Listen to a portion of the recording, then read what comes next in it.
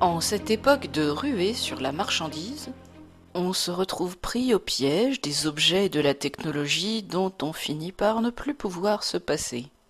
Et cette technologie dont les consommateurs sont friands pourrait bien finir par se retourner contre eux. En effet, le pouvoir ne cache pas sa volonté de surveillance intégrale de la population. Sous prétexte de sécurité, on vous filme, on vous scanne sans que vous le sachiez, et si on allait jusqu'à lire directement dans vos pensées? Les implants cérébraux sont déjà utilisés à des fins curatives, mais s'ils traitent les troubles obsessionnels compulsifs, c'est donc qu'ils sont capables de modifier le comportement du sujet. La télécommande est l'avenir de l'homme. D'un autre côté, on passe son temps à publier tous les détails de sa vie sur les réseaux dits sociaux. À croire qu'on n'existe réellement qu'à travers un média. Cela va d'exposer son assiette de bouffe à prendre des risques mortels pour une photo. Vu que les gens ne se séparent jamais de leur appareil, le puçage n'est pas nécessaire pour les pister. C'est amusant, cela me rappelle très nettement le refrain d'une chanson. Et il se trouve que la pochette est ornée d'un symbole doté d'une signification occulte. Le genre de symbole égyptien, très prisé dans la franc-maçonnerie, à laquelle appartiennent, il faut le rappeler, des ministres, des députés, des chefs d'État, mais aussi d'autres personnages en vue.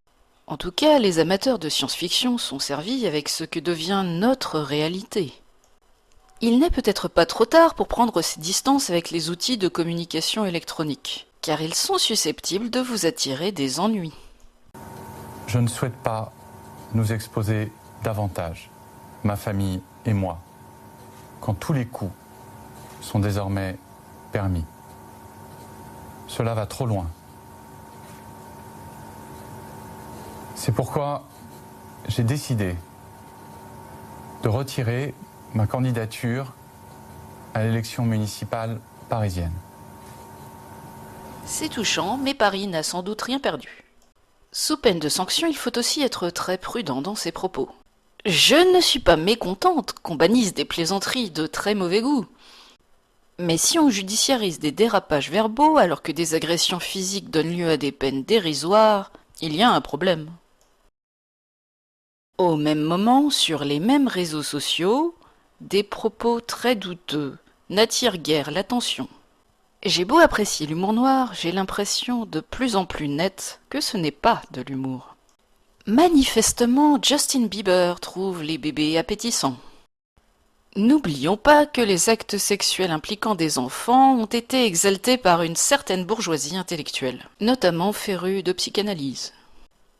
Gide ou Matzneff ont pu se vanter de leur pédophilie au grand jour. Alors, que se passe-t-il dans l'ombre? Combien d'enquêtes concernant des réseaux pédocriminels ont été étouffées? Combien de témoignages de survivants ne sont pas entendus? Bref, pourquoi refuser de croire ce que l'on peut voir?